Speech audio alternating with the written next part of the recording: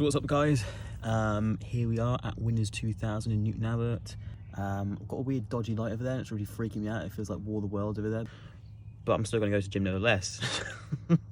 Nothing's going to deter me from this chest and back session, but yeah, it's going to be the last session for a while. Post-surgery I'm going to have to recover, so this is a pre-surgery workout, chest and back, chest and back, and we're going to tear it. Can speak today. It's too early in the morning, but yeah, we're going to tear it up in the gym, chest and back. That is the aim, and finish with a bang.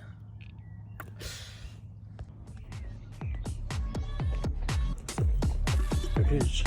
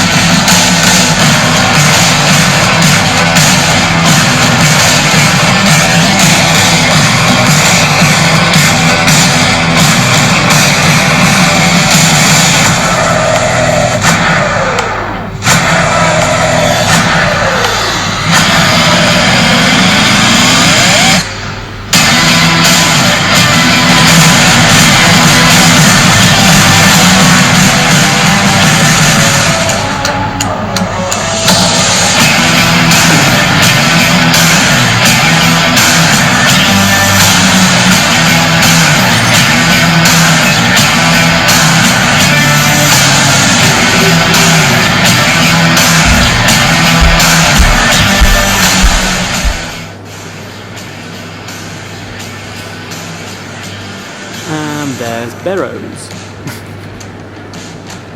There is.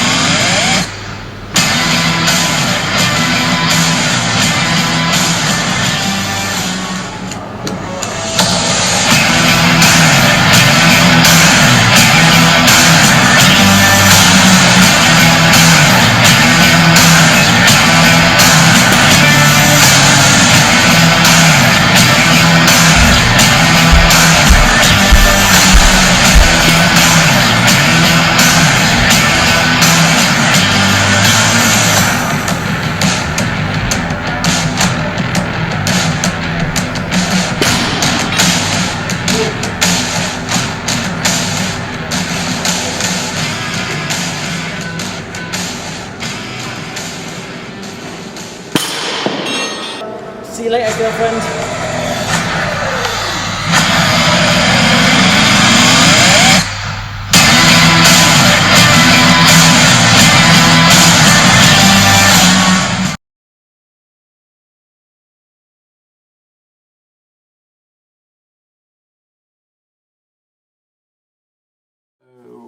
Today's a pivotal day for me because I have my surgery today.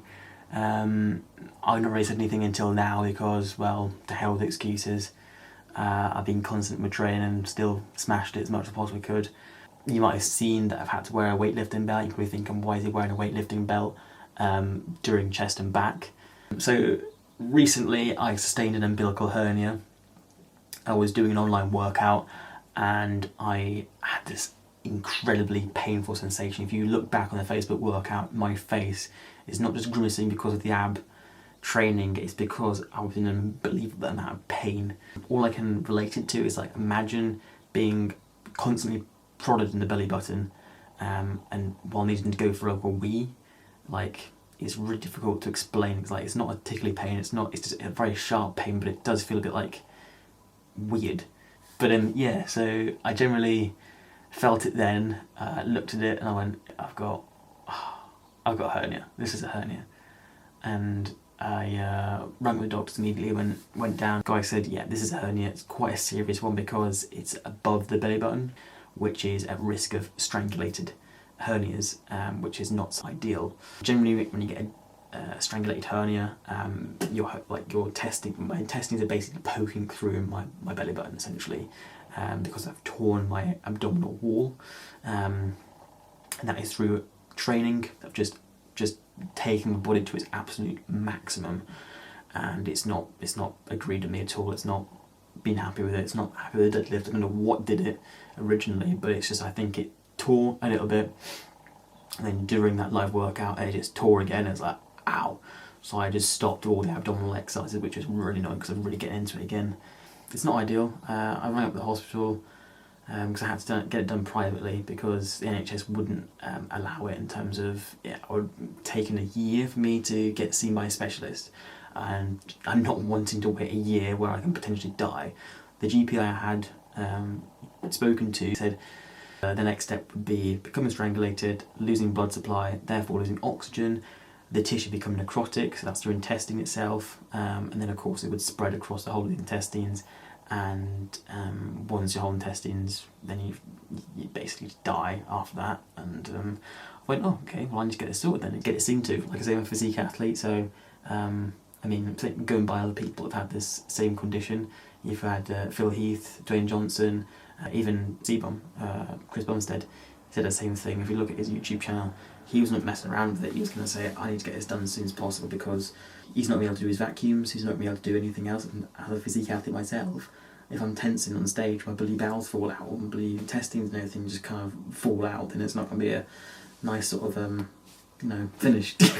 It's not going to be a good posing routine. But yeah, if I'm wincing and sort of thing, going through a measurable amount of pain on top of having to pose and not breathe and, go through all that, then it's not going to be ideal. So yeah, I want to get it sorted as soon as possible, and I have. It's not been too long at all, actually. Waiting list at all. Got it seen to as soon as possible. Plus, it's been seen to by like a top doctor as well. But I had to literally go around every single hospital. I went around Glasgow. I contacted Glasgow. That's how stupid it is, because of course no one else is able to actually facilitate this. I've been quite lucky to get this sorted within quick succession. But yeah, surgery today, and making my way up today. I've just had food and I can't eat anything else until my surgery time is, I think it's like 5, something like that, 5, but I get admitted in 3, so I think I'll probably leave here about 10ish, and yeah, just to starve myself. I'm just going to feel like basically be on prep again. I want to bulk. It's just detrimental to my my bulk at the moment. I'll be here at bulk. That's all I can think about. But yeah, hopefully it goes well, and the scar and the recovery is not going to be too big, and yeah, hopefully I'll be able to train straight after. Well, not straight after, of course. I have got like a routine in terms of like recovery routine, so I'm going to train in a completely different way. But we do what we must, and we carry on, fight on. as they say. If you're going through hell, keep going. And look good while doing it.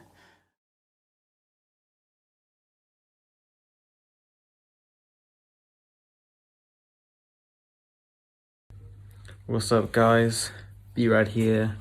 Post-surgery went well. In the cool room.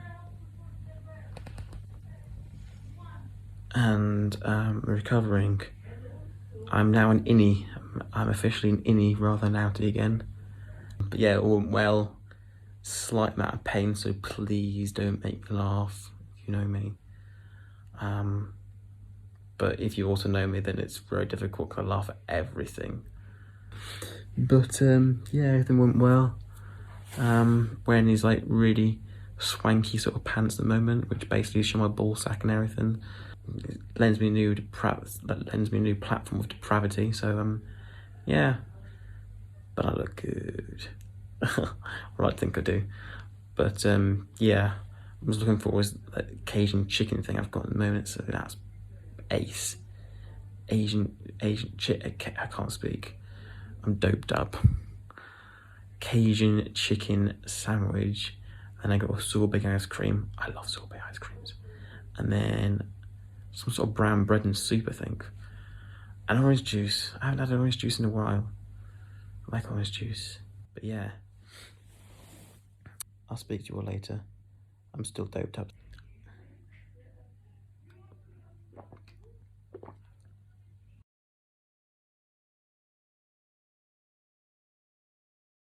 Mission: steal all the collectible items in this bathroom is in effect. I'm having those. What even is this? Body wash gel. Ooh, nice. What's this one?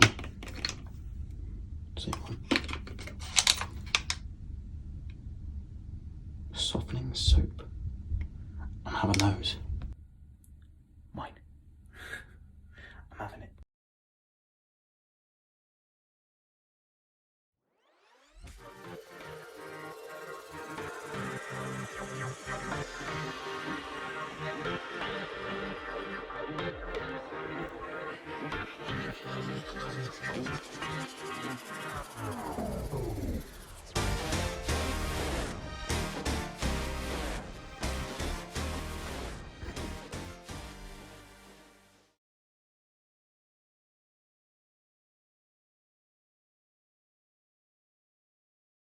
What's up, guys?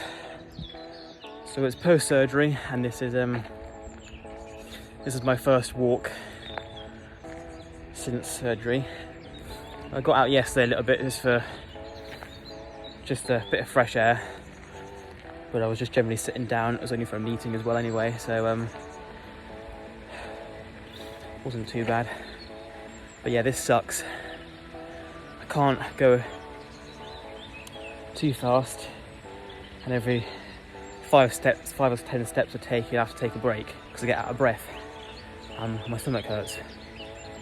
So yeah, this is like infuriating for me because of a general active person. I always wanting to push myself. I've got a complete new limiter on me, and I feel like I'm walking like an old man. I mean, this is literally my extent of how I'm walking. It's probably not great walking on the ground as well, but that's what I'm met with. It's going to be a long recovery, and it's going to take a bit of strength to get myself back to where I was and the platform I was. The surgery needs to be done because at the end of the day I didn't want it tearing anymore and then potentially ruining my chances of ever being a physique athlete in the future. I didn't really want to have a strangulated hernia and generally die from necrotic tissue, so I got it sorted. Like I say, I'll fight on. I mean, don't need any sympathy. A little bit of sympathy would go miss. It'd be nice, but it is what it is. Like I say, I'll fight on and I'll get back to my platform I wasn't before. And I'm competing this year. You know me, I endure anything.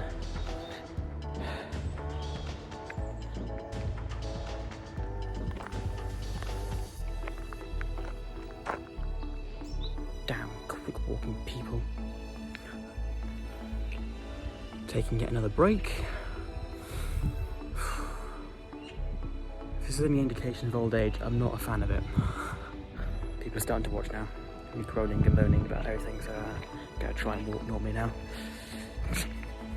So what's up guys, B-Rad back here, and I'm going to finish off the video with this because I realised I didn't actually finish off the video properly. But this is a lot later in the time frame which I last had the thing when I was outside and moaning about my physical capacity. Really what I wanted to kind of end on is my experience, how I'd rate it. It's down there with probably my granddad's funeral in terms of enjoyment. I mean, I was thinking about, if you know Ollie Haynes in Torquay, I was thinking, mate, get your chef knives out and just flip and do it, get something on the phone. Expensive as hell, £5,000 it cost, £250 twice for a consultation that took 3 minutes. I'm thinking, can I save some money on this? Can I at least maybe just like take the anaesthesia off and just do it while I'm awake? The pain medication, don't need that.